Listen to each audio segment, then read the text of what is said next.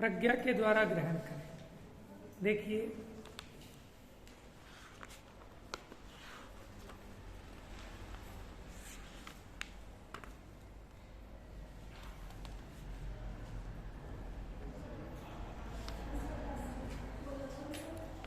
$690 क्यों? 297 भी तो हो गई थी।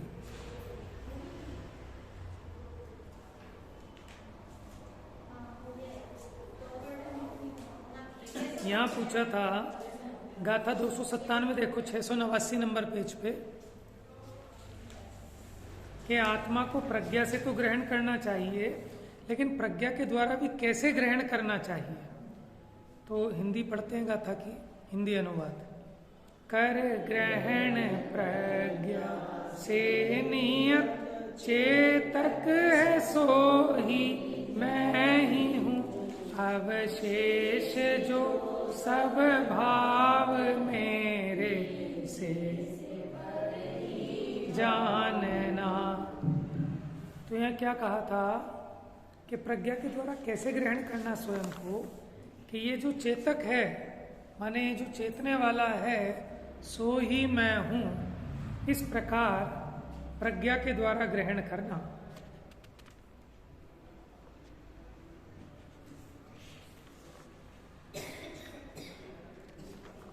अब इसी की तात्पर्य वृत्ति टीका पढ़ते हैं, पेज नंबर 692, 692।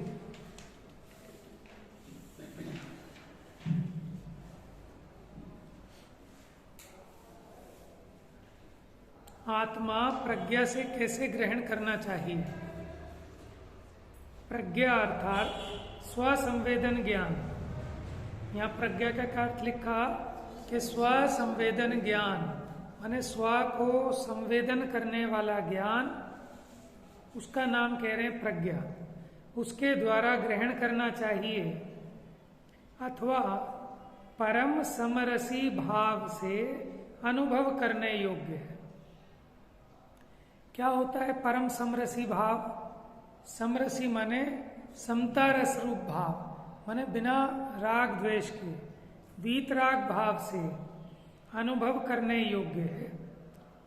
जो चेतीयता शुद्धात्मा है, माने जो चेतने वाला आत्मा है, निश्चय से वही मैं हूं। माने जो चेतन स्वरूप है, चेतने वाला है, यही मैं हूं। अवशेष जो मिथ्यात्व रागादि भाव हैं, वे मेरे संबंध पने से पर हैं अथवा पर स्वरूप हैं, ऐसा जानना चाहिए। पर स्वरूप का क्या अर्थ है? मैं कर्ता और रागादि से भिन्न कर्म पने को प्राप्त आत्मा को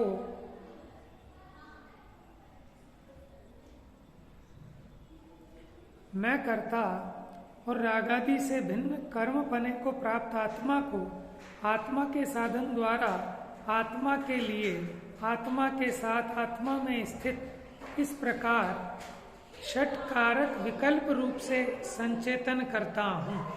संचेतन करता हूँ माने अनुभव करता हूँ कि मैं चेतने वाला, चेतने में आने वाला, चेतने रूप साधन से, चेतना के आधार से चेतना को चेतता हूँ, ऐसा।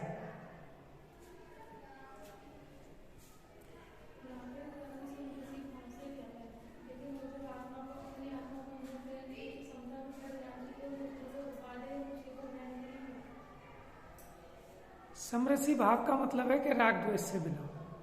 यहाँ समरसी भाव वो ज्ञान रसमयी भाव को कह रहे हैं। हे उपादेपना रहेगा, उसका नाम कोई राग द्वेष नहीं है। हे उपादेपना तो वो समता भाव में भी रहता है, माने क्या पर है, क्या स्व है, क्या हे है, क्या उपादे है। इसमें समरसी भाव में कोई बाधा नहीं आती। हे को हे, उपादे को उपादे, तो माने ज्ञानी भी जानते हैं। आत्मानुभूति में लीन मुनिराज अभी उनको जितना राग आदि शेष है उसको उस समय भी हे अनुभव करते हैं।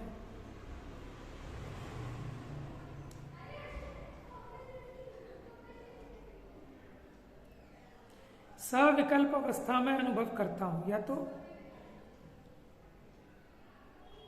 क्योंकि मैं कर्ता, मैं कर्म, मैं करण, मैं संप्रदान, मैं ही अपादान, मैं ही अधिकरण, यानी मैं चेतने वाला, चेतने रूप चेतना से स्वयं को चेतता हूं, स्वयं के लिए, स्वयं के आधार से, स्वयं में से। ये जो है ये भेद रूप संचेतन है, माने सविकल्प अवस्था में ऐसा अनुभव करता है।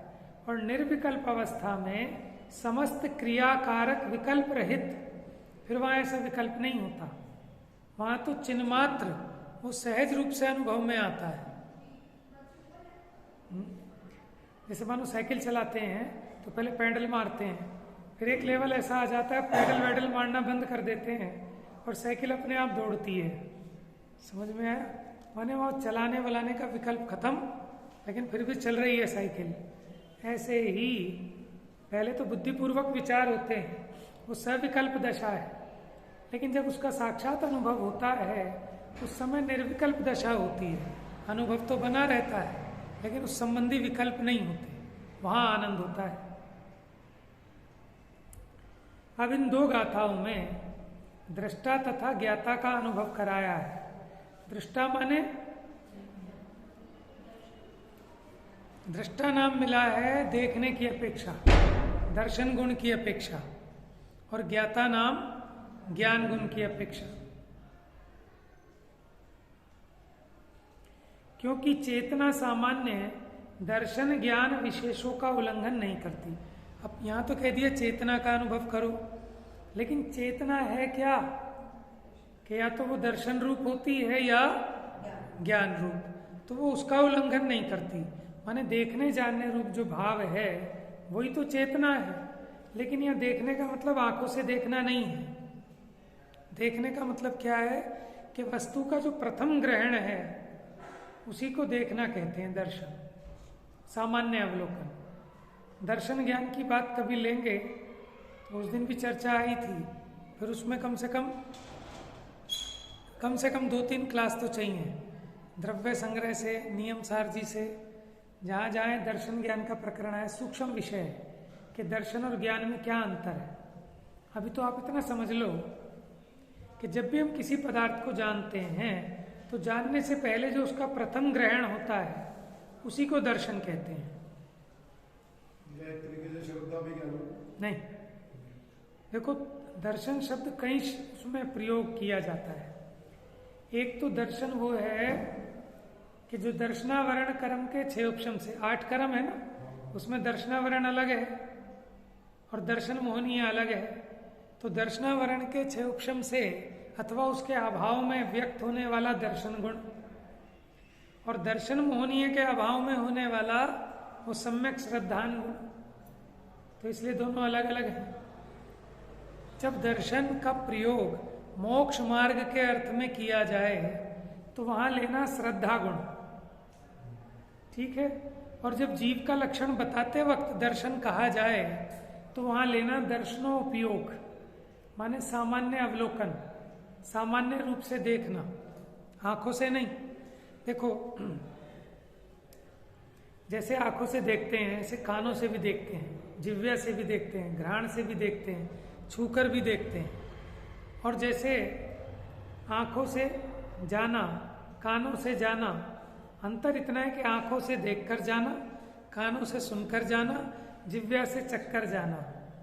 लेकिन जब भी आप जानते हो तो जानने से पहले जो उसका प्रथम अवलोकन है उसका नाम दर्शन है। मति ज्ञान से भी पहले, मति ज्ञान के 4 स्टेप। पहला अवग्रह, अवग्रह मैंने ग्रहण, फिर उसके बाद ईहा कि जिसको जाना वो क्या है, ऐसा एक अंदर में एक जिज्ञासा, फिर अवाय, फिर उसके संबंध में ऊहापोह होता ये है कि ये है नहीं। अवग्रह ईहा, ईहा माने उसको जानने की इच्छा, ऊहापोह। अवाय माने ओहो ये है, निर्णय हो जाना। और धारणा कि अब उसको कालांतर में भी नहीं भूलना। ये 4 स्टेप होते हैं मति ज्ञान के। लेकिन ये जो अवग्रह हुआ, अवग्रह से पहले वस्तु को जानने के लिए आत्म सन्मुख जो प्रयत्न है उसका नाम दर्शन है, वो सूक्ष्म है। अथवा इसको ऐसे समझाते हैं कि अभी हम इस ज्ञेय को जान रहे हैं, अब इस ज्ञेय को जानना तो छूट गया और इस ज्ञेय को जानना है, तो अपने उपयोग को इस ज्ञेय से हटाकर दूसरे ज्ञेय पर ले जाने के लिए जो प्रयत्न हुआ उसका नाम भी दर्शन है। ठीक है, इसको ये क्या कहते हैं कि एक ज्ञेय को छोड़कर दूसरे ज्ञेय के सन्मुख करने के लिए जो आत्मा का प्रयत्न है उसका नाम भी दर्शन है, यानी उसी को सामान्य अवलोकन, दर्शन गुण।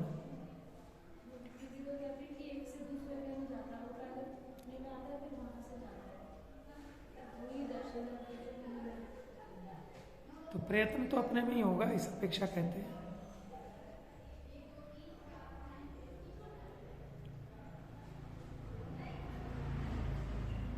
तो चेतना सामान्य है, दर्शन ज्ञान विशेषों का उल्लंघन नहीं करती।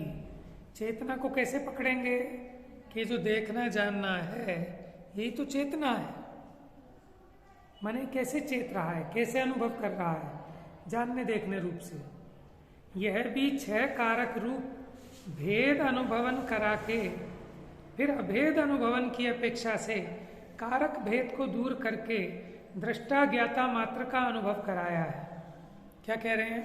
पहले भेद से अनुभव कराएंगे, फिर भेद का अभाव करके अभेद अनुभव कराएंगे। गाथा पढ़ते हैं 298 और 299। हाँ, कलश रह गया, कलश ले लेते हैं। 699 नंबर पेज।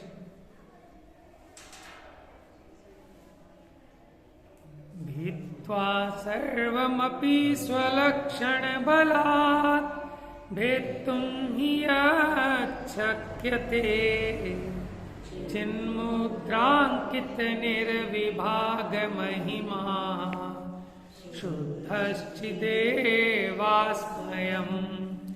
भेद्यन्ते यदि कारकाणि यदि वा धर्मा गुणा वा यदि भेद्यन्तां न भेदास्ति काचन विभो भावे विशुद्धे चिति।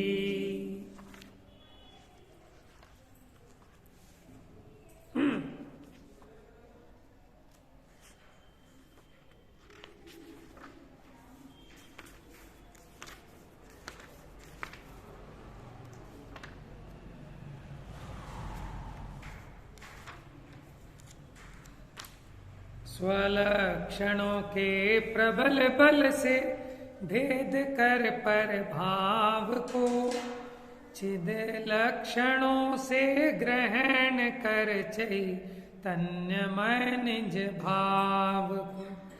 यदि भेद को भी प्राप्त हो गुण धर्म कारक आदि से तो भले हो, पर मैं तो केवल शुद्ध चिन्मय मात्र हूं। तो दोनों के अपने अपने नियत निज लक्षण थे, उनके अपने अपने लक्षणों से भेद कर माने भिन्न जानकर पर भाव को चिद लक्षणों से ग्रहण कर चैतन्यमय निज भाव को उसको अलग किया और अपने चैतन्य को ग्रहण किया। यदि भेद को भी प्राप्त हो, अब अपने में तो आ गया, लेकिन अपने में भी कैसा भेद कर रहा है कि मैं मेरे को मेरे से अनुभव करता हूं। तो ऐसे जो भेद खड़े कर रहा है षटकारक के,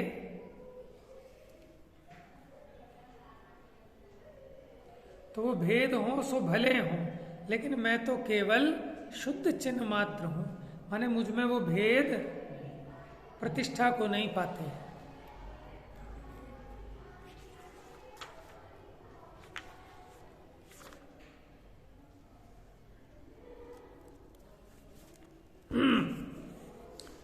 जो कुछ भी भेदा जा सकता है,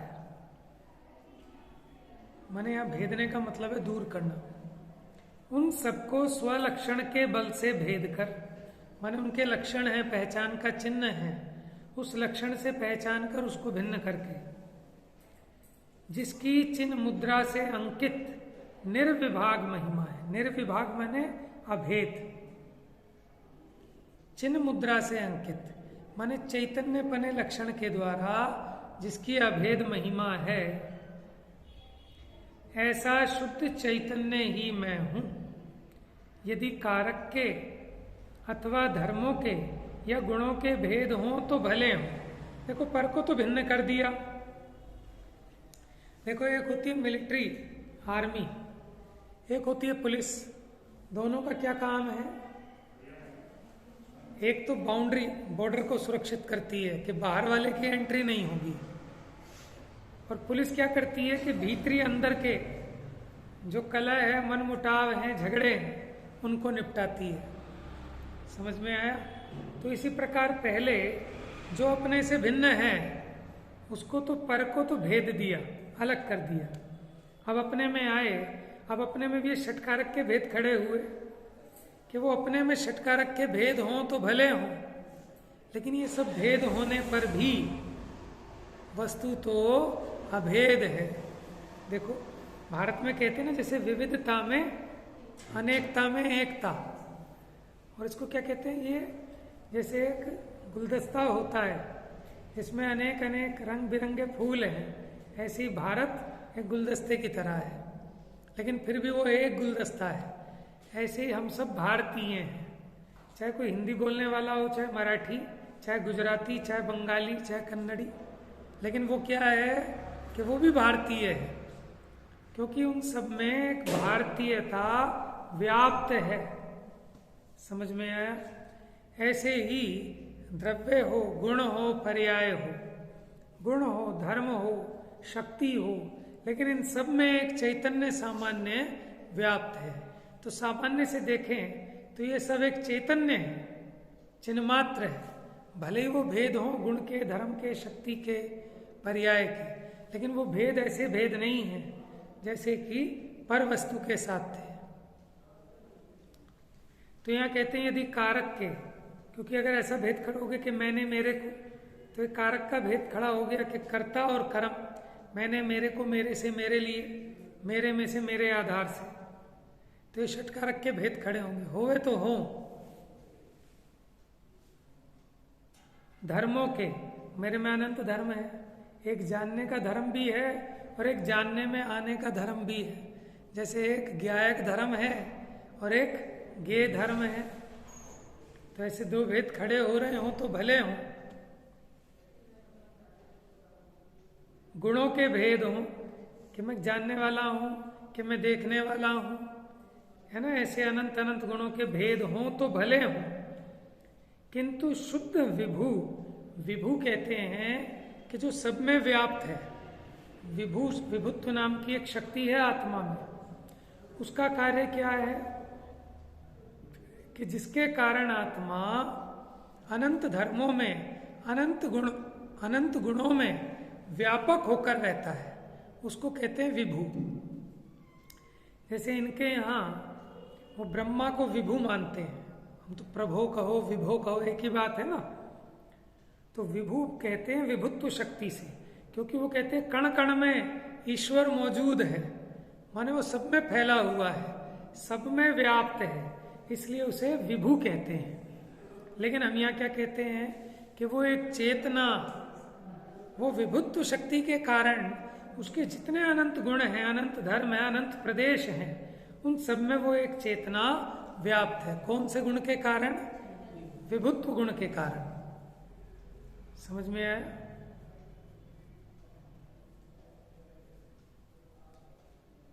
किंतु शुद्ध विभु, ऐसे चैतन्य भाव में तो कोई भेद नहीं है। अब यहां शुद्ध विभु क्या कह रहे हैं कि शुद्ध होता है पर से भिन्न और अपने भेदों से अभिन्न। क्या? कि पर से तो भिन्न और जो अपने भेद हैं उनसे भी अभिन्न, माने अखंड, वो भी उसमें दृष्टि का विषय ना बने, वो शुद्ध है।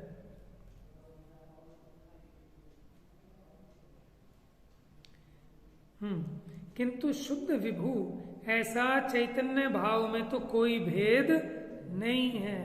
और ये जो भेद है ना, ये जो भेद है, ये भी वैसे वस्तु के स्वरूपगत भेद है।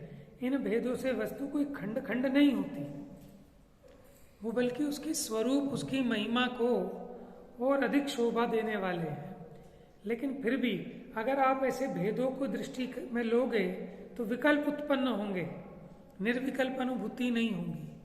तो जहां ध्यान ध्याता ध्येय को विकल्प वच भेद न, जहां क्या है, कर्म चिदेश करता चेतना क्रिया, तहां तीनों अभिन्न अखिन्न शुद्ध उपयोग की निश्चल दशा प्रगति, जहां दृग ज्ञान वृत्तियां तीन धा एक ही लसा है। तो तीन दर्शन ज्ञान चारित्र, लेकिन एक हो गया अखंड अभेद, निश्चय रत्नत्रय हो गया।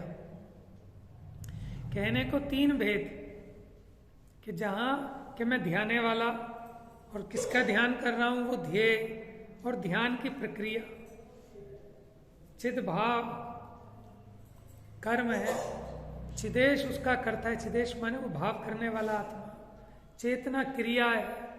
लेकिन ये भैया तीनों अभिन्न हैं, अखिन्न हैं, एक है। तो वही बात यहां कह रहे हैं।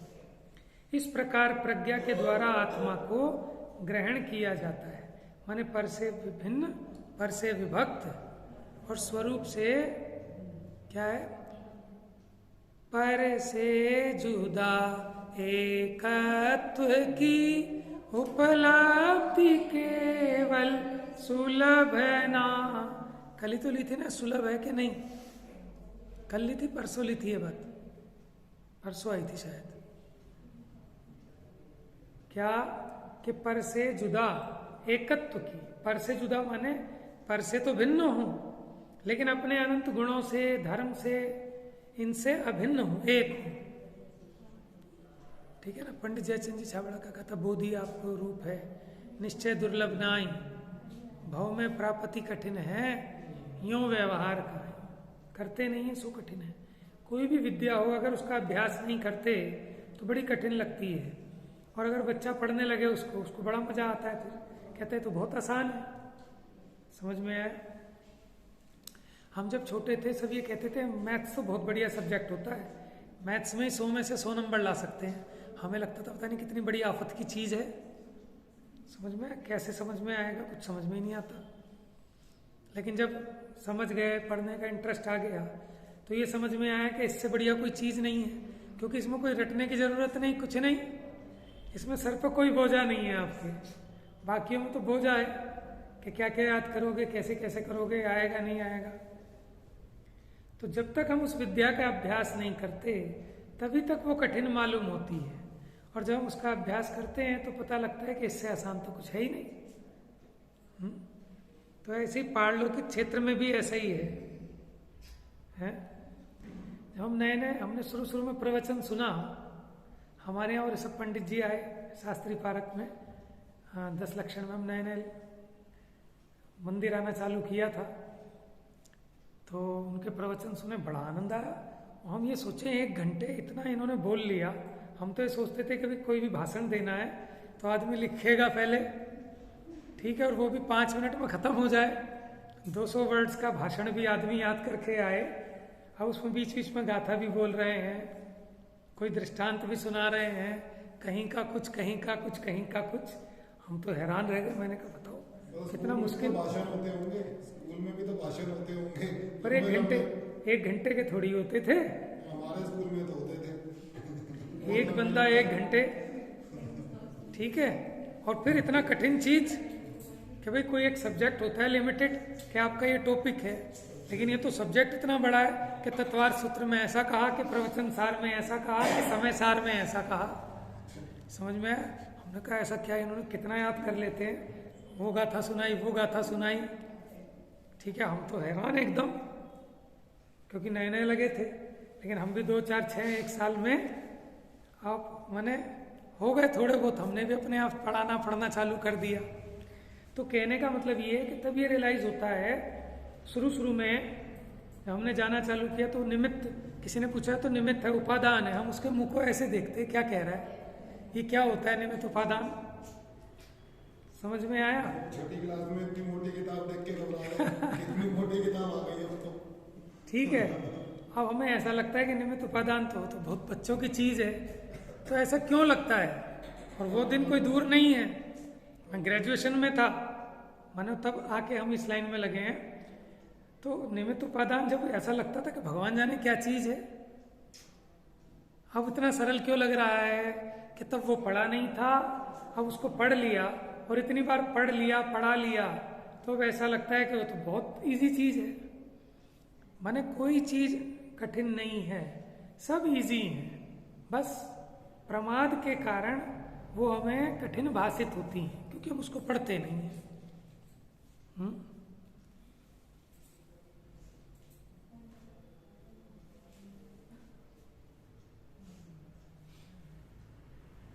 और लौकिक विद्या की अपेक्षा ये जो विद्या है ये बहुत जल्दी आती है, कारण कि जब आप इसके अभ्यास में अपने चित्त को लगाते हैं तो कषायों की विशेष मंदता होती है, जिसके कारण आपके वीर्यांतराय कर्म का क्षयोपशम बढ़ता है, ज्ञानावर्णी दर्शनावर्णी का क्षयोपशम विशेष होता है। तो लौकिक में उतनी जल्दी आप नहीं सीख पाओगे, लेकिन यहाँ बहुत जल्दी सीख सकता है जी। समझ में आया ना? माने साल भर में अगर कोई साल भर इंटरेस्ट के साथ पढ़ ले तो पूरा पंडित बन जाता है। ये स्वभाव है, वो विभाव है। कौन सा? ये स्वभाव है, हाँ, वो विभाव है। हाँ, हाँ, तो स्वभाव तो पकड़ में आएगा ही जल्दी। सही बात है। पानी नीचे कल ये बात आई थी ना पानी नीचे कि स्वभाव, हाँ, स्वभाव सरल है क्योंकि स्वरूप है वस्तु का, और वस्तु का स्वरूप समझना बहुत सरल है।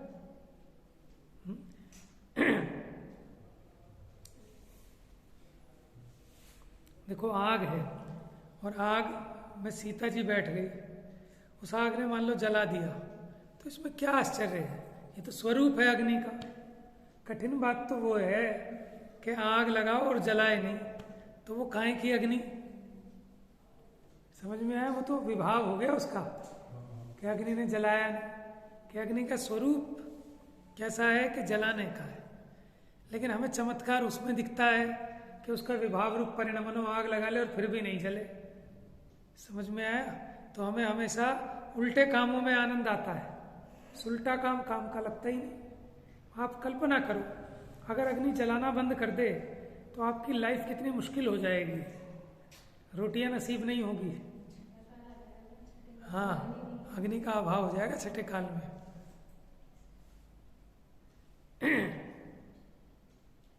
छठे काल में अभाव है अग्नि का, धर्म का भी अभाव हो जाएगा, अग्नि का भी, सूर्य भी नहीं दिखेगा यहाँ। बर्फ मिलेगी। भगवान जाने, बर्फ का तो कुछ नहीं आया, क्योंकि आप लग रहा है ना कि सूरज नहीं निकलेगा तो बर्फ पड़ेगी, कह नहीं सकते, उतना नहीं पढ़ने में आया। जब ठंड हो जाएगी ना, सूरज नहीं निकलेगा तो सर्दी हो जाएगी, तो सर्दी का ताल्लुक बर्फ से तो आई है नहीं, बर्फ तो वहां भी पड़ती है जहाँ सूरज नहीं निकलता। ठीक है, और नरकों में, हाँ, कितने वो 5 में 4:45 तक है, इतनी भयंकर गर्मी है, और उसके बाद नीचे के जो 2.25 नरक हैं उसमें भयंकर सर्दी है। ठीक है ना, सूरज वूरज तो वहां भी नहीं है, तो कह नहीं सकते कैसा वातावरण होगा। अनेक बार रही है उस छठे काल में।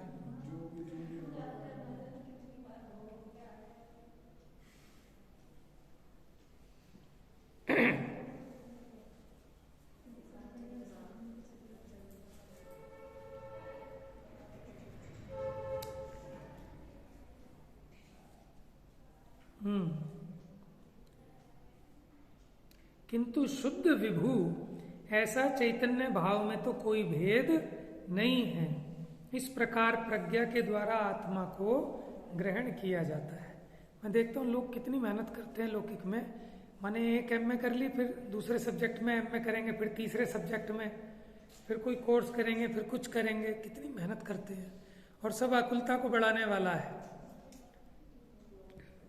लेकिन अगर ये मानो साल 6 महीना अगर यहाँ मेहनत कर ले जीव इंटरेस्ट से उतने, जैसे वहाँ मेहनत करते हैं कि नोट्स भी बनाएंगे, अलग अलग प्रोफेसर को सुनेंगे, 10 तरह की किताबें ढूंढेंगे, लाइब्रेरियों में जाएंगे, कितनी मेहनत करते हैं, लेकिन थोड़ी सी भी यहाँ कर लें, माने दिन में 2-4 घंटे किसी एक उस विषय पे भी, तो 1 साल में ऐसी कला सीख ले कि इसे कोई दुखी नहीं कर सकता।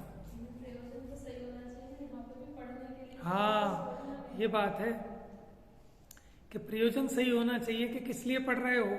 जैसे कोई तो इसलिए पढ़ता है कि मैं PhD हो जाऊंगा, बताओ जब एक बार MA हो गई फिर दोबारा MA क्यों कर रहा है भाई? कह रहे लोगों को पता लगेगा डबल MA हूँ, और लिखवाते भी हैं डबल MA।